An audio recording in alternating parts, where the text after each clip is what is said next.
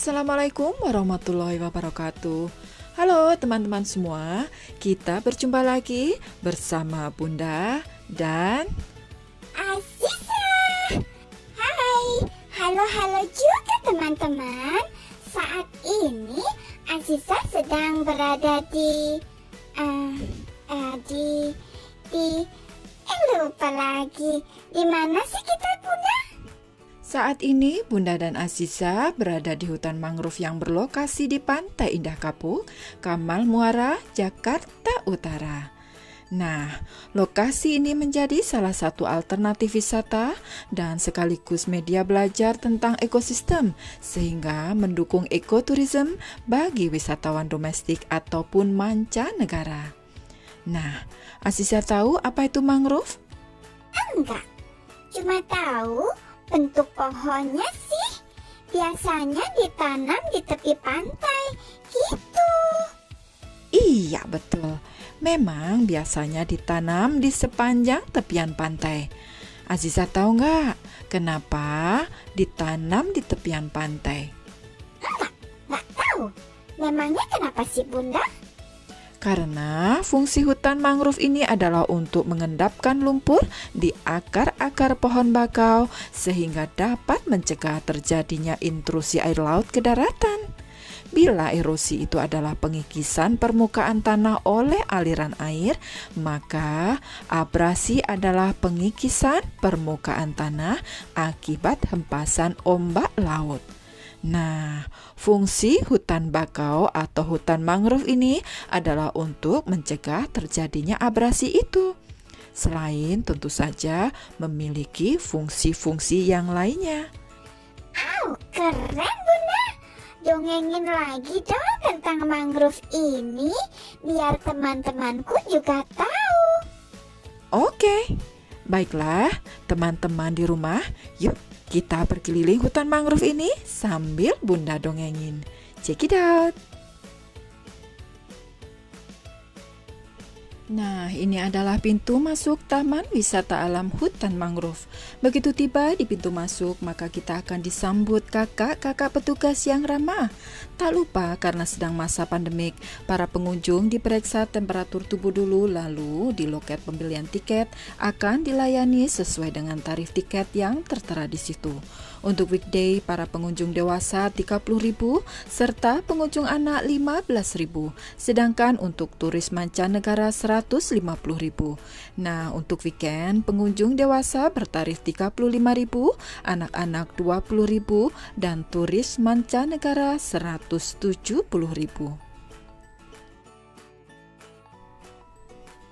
Nah, sekarang kita sudah memasuki areal Taman Wisata Alam Hutan Mangrove. Kita akan disambut dengan taman yang asri untuk berfoto bersama keluarga. Bagus ya, Bunda. Ada banyak payung berwarna-warni. Aku mau foto di situ. Bagus ya. Ada juga kantin loh di sisi luar yang menyediakan menu tradisional.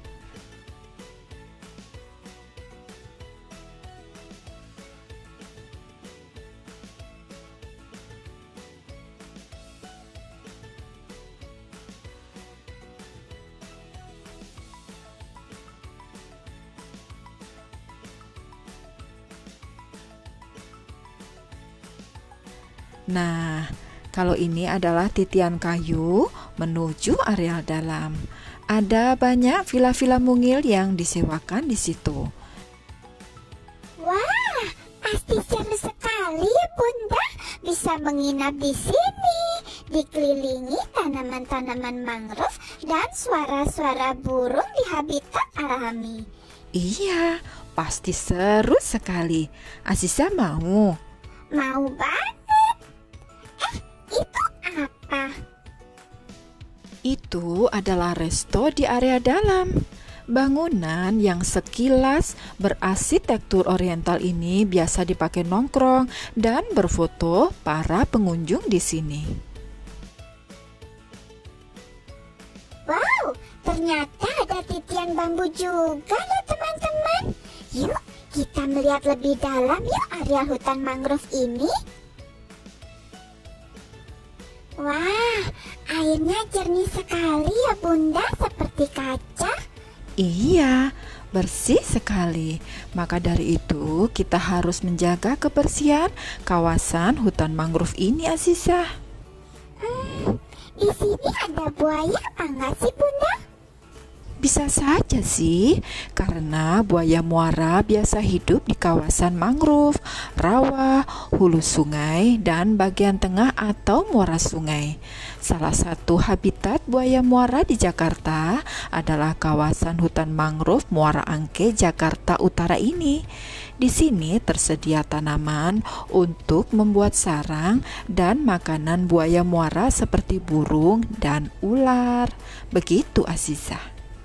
Aku takut Bunda. Takut digigit buaya. Nggak apa-apa, Azizah. Nih ya, dengarkan. Asal kita tidak berenang sembarangan dan juga tidak melewati pagar pembatas yang sudah ditetapkan oleh pengelola hutan mangrove ini. Insya Allah nggak apa-apa, ya? Aku akan hati-hati. Teman-teman juga ya.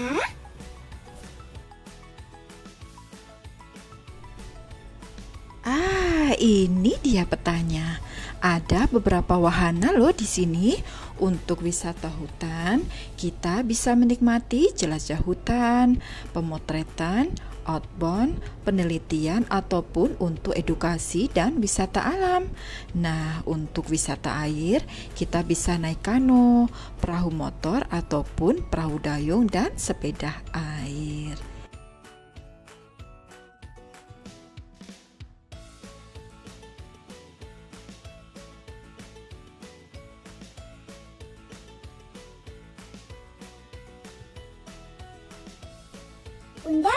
Bunda, itu apa sih Bunda? Yang mana sih? Itu loh, yang di situ. Oh, itu. Itu adalah pembibitan tanaman mangrove. Untuk melakukan pembudidayaan tumbuhan ini, cara budidaya yang tepat perlu diperhatikan supaya dapat menciptakan hasil yang maksimal.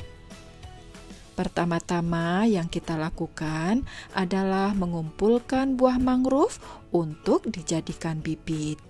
Nah, untuk memperoleh bibit yang baik, pengumpulan buah mangrove dapat dilakukan pada bulan September hingga Maret. Kita harus memastikan bibit mangrove berasal dari tumbuhan mangrove yang berasal dari lokasi setempat atau terdekat, dan juga harus memastikan kondisi tanah yang tepat. Kemudian kita bisa langsung menanam buahnya atau bisa juga dengan cara menyemaikan bibitnya. Lalu dengan melakukan pemilihan tempat, pembuatan bedeng persemaian juga harus diperhatikan. Seperti bedeng diberi naungan ringan, bisa dari daun nipah, kemudian media bedengan berasal dari tanah lumpur di sekitarnya, dan bedeng dapat dibuat dengan ukuran 1 x 5 meter atau 1 x 10 meter dengan ketinggian berkisar 1 meter. Untuk melakukan pembibitan dan penanaman, pertama-tama kita harus membuat lubang pada plastik atau botol mineral sebelum diisi tanah, agar air yang berlebihan dapat keluar. Kemudian buah dapat disemaikan langsung ke dalam kantong plastik atau botol air mineral yang sudah berisi tanah itu. Untuk buah bakau, lebih baik terlebih dahulu menyimpan di tempat yang teduh dan ditutupi karung basah selama 5-7 hari untuk menghindari batang bibit. Adapun langkah berikut yang dapat kita lakukan adalah proses pemeliharaan hutan mangrove.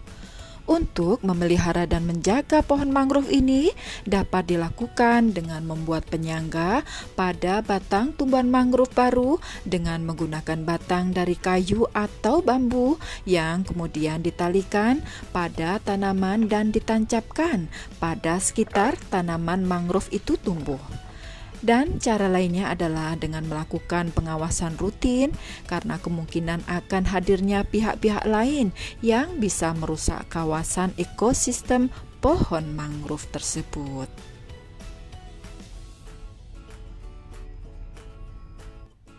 Nah, sekarang Bunda akan menjelaskan fakta-fakta menarik tentang mangrove. Istilah mangrove secara umum digunakan untuk menunjuk habitat. Dalam beberapa hal, mangrove digunakan untuk merujuk jenis tumbuhan, termasuk jenis-jenis tumbuhan yang terdapat di pinggiran mangrove seperti formasi Barringtonia dan Prescaprae, di mana mangrove dengan perakarannya yang melindungi area pesisir pantai. Nah, fakta menarik lainnya, ternyata mangrove tumbuh di 124 negara, yaitu negara tropik dan subtropik dengan luasan di dunia sekitar 15,2 juta hektar. Indonesia bersama 4 negara lainnya, yaitu Australia, Brasilia, Nigeria, dan Meksiko, mewakili 48% dari luasan hutan mangrove dunia. Lalu bagaimana dengan Indonesia? Ternyata Indonesia adalah pemilik 25% luasan mangrove di dunia.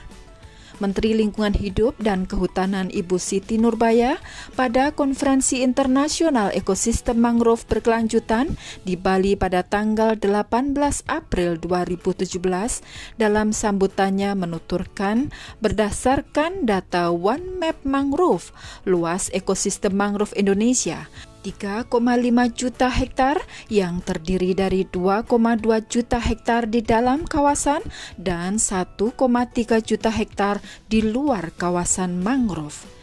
Indonesia memiliki sekitar 202 jenis tumbuhan mangrove, meliputi 89 jenis pohon, 44 jenis herba tanah, 44 jenis epifit, 19 jenis pemanjat, 5 jenis palma, dan 1 jenis paku.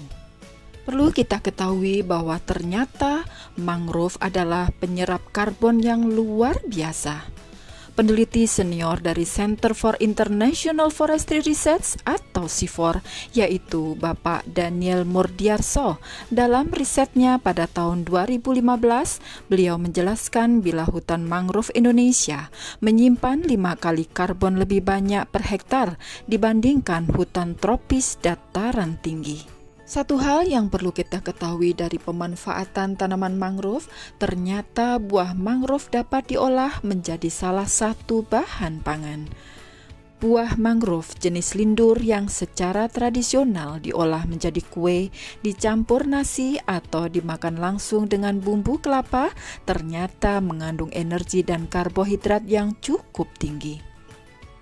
Dari penelitian yang telah dilakukan oleh Institut Pertanian Bogor bekerja sama dengan Badan Bimas Ketahanan Pangan Nusa Tenggara Timur, ternyata dalam buah mangrove kandungan energi jenis ini adalah 371 kalori per 100 gram, lebih tinggi dari beras yaitu 360 kalori per 100 gram.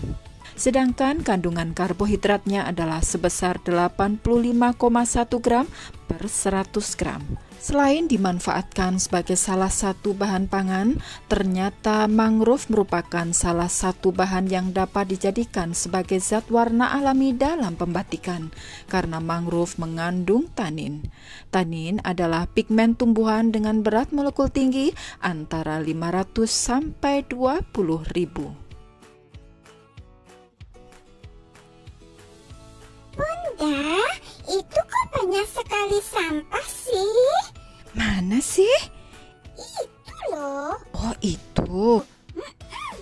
Aku benci deh. Kakak-kakak kalau kesini suka buang sampah sembarangan, tidak menjaga kebersihan. Yuk kita ambilin yuk. Oke. Bunda semangat ya mengambil sampah-sampahnya.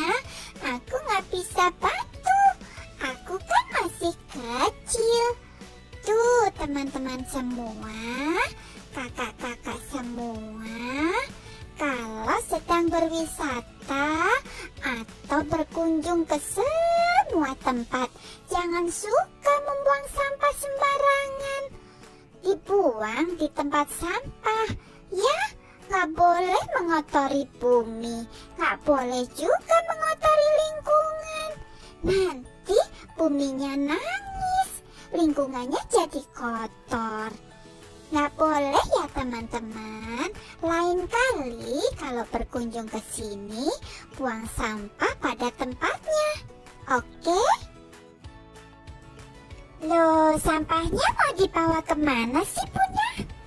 Kita bawa ke tempat daur ulang sampah-sampah plastik supaya bisa diolah lagi menjadi biji-biji plastik. Nah, biji plastik itu nanti akan diolah lagi menjadi barang-barang produktif yang bisa kita manfaatkan untuk kehidupan sehari-hari. Contohnya, diolah menjadi tas, payung, jas hujan, botol daur ulang, sapu, kaos, bahkan sepatu. Keren kan? Wow, iya, keren.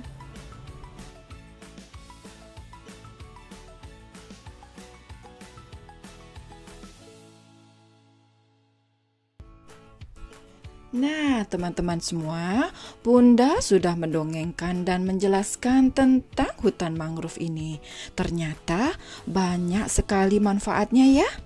Yuk, kita jaga kelestarian hutan mangrove ini demi menjaga keseimbangan alam. Azizah, ada pesan apa untuk teman-teman di rumah? Teman-teman, jika berkunjung ke hutan mangrove ini ataupun ke semua tempat, jangan buang sampah sembarangan dong. Sayangi lingkungan supaya tetap bersih, tumbuh dengan baik, dan bermanfaat bagi kita.